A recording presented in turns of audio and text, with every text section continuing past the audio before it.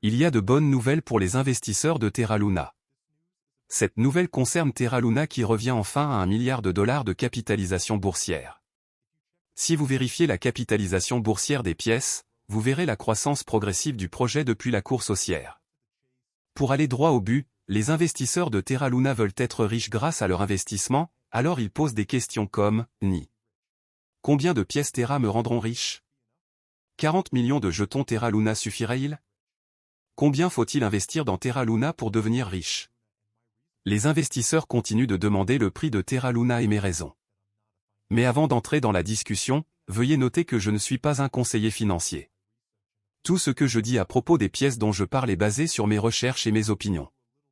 Ainsi, lorsque vous investissez dans une pièce que je recommande, faites un peu plus de recherche pour être plus sûr et n'oubliez pas d'investir judicieusement. Sans trop en dire, entrons dans la discussion. Je suis très heureux que Terra Luna augmente, tout comme le reste des crypto-monnaies. Cela montre vraiment qu'il suit le marché, et tant que nous poursuivrons sur cette dynamique haussière, je vous assure que Terra continuera à avancer dans cette direction. 40 millions de jetons Terra Luna coûteront environ $5 000. Pour un Américain moyen, il n'est pas conseillé d'investir $5 000 dans un seul token car cela comporte des risques. Je ne vous conseillerais pas moi-même de vous lancer à fond sur Terra Luna. Ce ne sera pas une bonne approche dans le domaine de la cryptographie, mais si vous parvenez à obtenir 40 millions de jetons, je suis sûr que vous réaliserez des bénéfices dans les années à venir. La première raison est que Terra Luna ne mène nulle part. L'année où Terra Luna s'est écrasée, je pensais que c'était la fin de Terra Luna, mais Terra Luna retrouve toujours son chemin vers le cœur des gens. Terra est sur le marché depuis longtemps et tant qu'il restera sur le marché, le projet continuera de croître.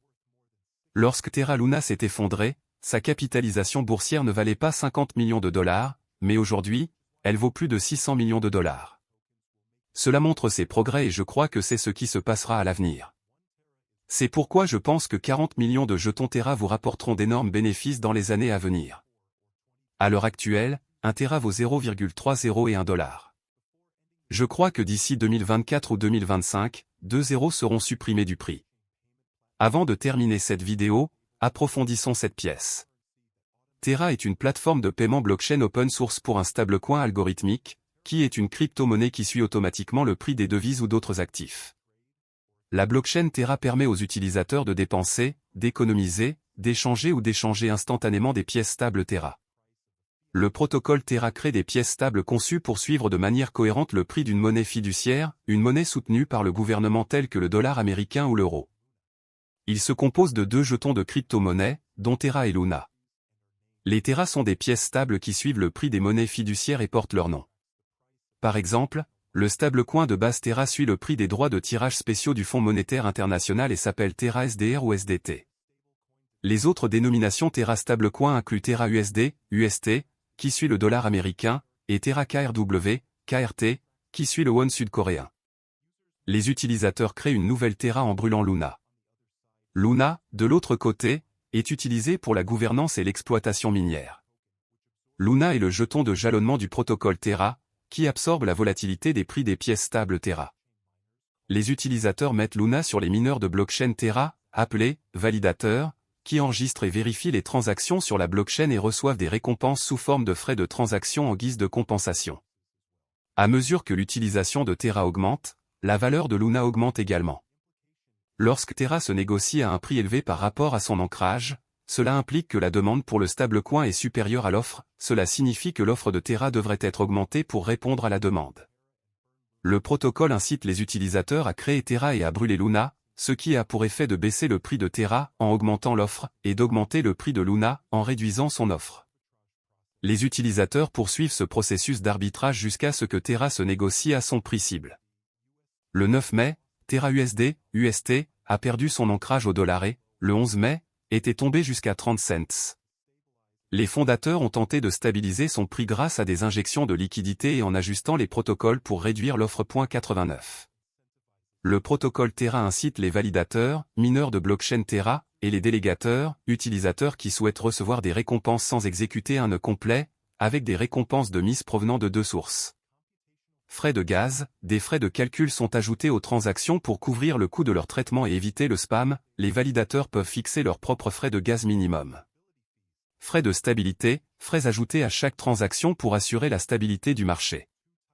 Il en existe deux types, la taxe Tobin, qui fait référence à un pourcentage de frais ajoutés à tout échange entre Terra stablecoin, et la spread fee, qui est un pourcentage de frais ajoutés à tout swap entre Terra et Luna, les frais de spread minimum étant de 0,5%. Principale fonctionnalité de Terra.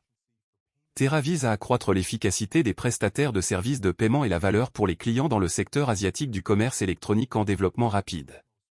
Terra utilise la technologie blockchain Cosmos pour défier les applications de paiement de détail existantes.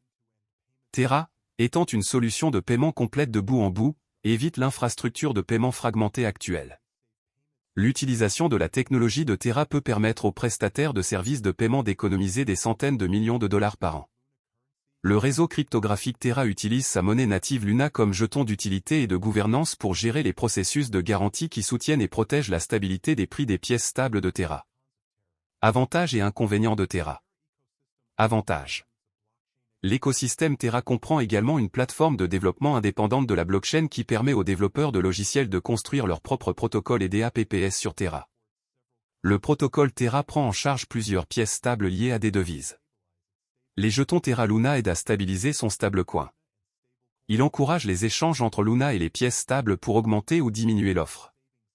Terra a présenté encore un système d'épargne et de prêt. Ce protocole permet aux utilisateurs de déposer et de gagner des intérêts sur les pièces stables. Les inconvénients. Terra est toujours à la traîne des grandes initiatives de crypto-monnaies comme Ethereum.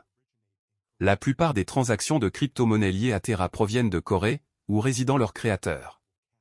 Il est trop tôt pour dire si les monnaies liées à Terra auront un impact ailleurs. Terra est moins décentralisé qu'Ethereum. Cela peut décourager certains puristes de la blockchain. Plus précisément, Terra est un système de paiement qui réside et est construit sur une blockchain.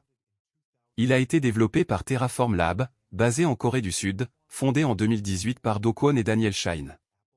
Do Kwon était auparavant employé par Microsoft et Apple et a fondé une start-up, Anifi, qui proposait des solutions de réseau maillé sans fil décentralisé. Shine est le fondateur et PDG de la société asiatique de technologie de paiement Shay, partenaire de Terra, et a été cofondateur de la société coréenne de commerce électronique Tmon, également connue sous le nom de Ticket Monster. Dans sa quête pour devenir l'un des principaux fournisseurs de services de paiement stable en e-commerce et de finances décentralisées, DeFi, Terra dispose d'un écosystème en pleine croissance dans l'espace crypto, avec 114 projets dans DeFi, Web 3.0 et des jetons non fongibles, NFT.